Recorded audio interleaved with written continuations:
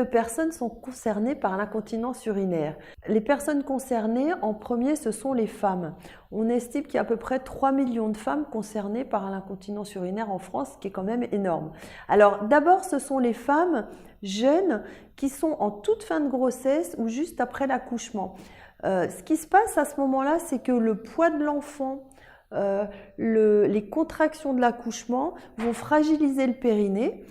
Et puis, peut déclencher une incontinence urinaire, le plus souvent passagère. On pense qu'il y a à peu près 30% des femmes qui présentent ce problème, évidemment le plus souvent de manière passagère. Ensuite, pour les femmes, on a les femmes qui sont ménopausées. À ce moment-là, à cause de la baisse d'œstrogène, donc des hormones qui sont plus fabriquées par les ovaires, le col de la vessie est fragilisé, il devient plus fragile et les femmes ont plus facilement une incontinence à partir de cet âge-là, de l'âge de la ménopause, vers les 50 ans, 55 ans. Et puis, le risque est augmenté si cette femme-là a eu, au moment de sa grossesse ou de son accouchement, une incontinence urinaire passagère, parce que ça signifie que cette zone était déjà fragile et donc la ménopause rajoute un risque de fragilité. Et puis, on a quand même aussi d'autres personnes qui ont des incontinences.